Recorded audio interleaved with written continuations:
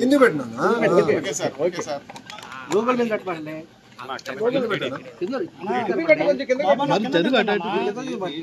అందరికి నమస్కారం. 2019 నుంచి 24 వరకు ఆంధ్ర రాష్ట్రంలో ఎలా పరిపాలన జరిగిందో ప్రజలందరూ తెలిసిన విషయమే. ఆనాడు ప్రతిపక్ష నేత కానివ్వండి, ప్రజాప్రతినిధులు కానివ్వండి, ఇతర పార్టీ నాయకులు మేమందరం కూడా ప్రజల తరఫున సమస్యలపైన పోరాడాలని అడుగడుగునా మమ్మల్ని ఇబ్బంది పెడతాం జరిగింది.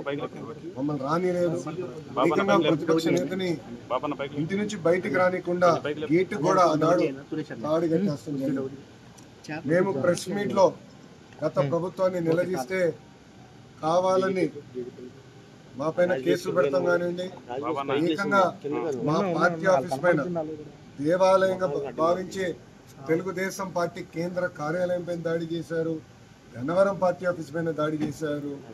ఇట్లా ప్రతిరోజు ఒకరిని జైలుకి తీసుకెళ్తాం, మా పైన దాడులు చేస్తాం. అదే జరిగింది. నేను ఆనాడు ప్రజలందరూ చెప్పాను. దాదాపు 90 బహిరంగ సభల్లో, యువగలం బహిరంగ సభల్లో ప్రజల ముందల ఎర్రబుక్ చూపించి ఏ అధికారులు వైకాపా నాయకులైతే చట్టాన్ని ఉల్లంఘించి ప్రజల్ని, తెలుగుదేశం పార్టీ కార్యకర్తలు ఇబ్బంది పెట్టారో న్యాయపరంగా వాళ్ళపైన చర్యలు తీసుకుంటా వాళ్ళని వదిలిపెట్టనని ఆనాడు హామీ జరిగింది. మొన్న కావాలని ఒక దళితుడిని కిడ్నాప్ చేసి కేసు విత్డ్రా చేయించారు ఇక్కడున్న మాజీ శాసనసభ్యుడు.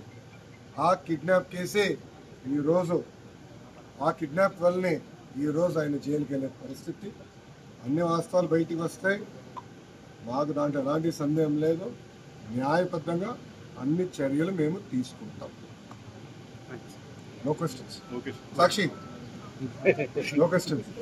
అదిగోబా లేదా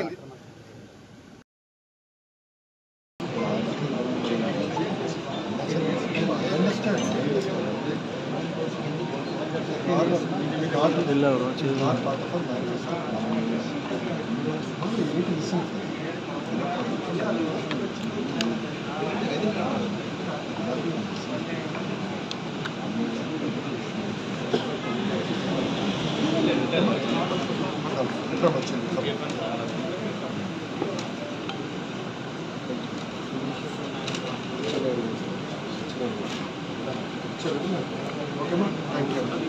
ఎందుకు బయటకు వెళ్ళారు?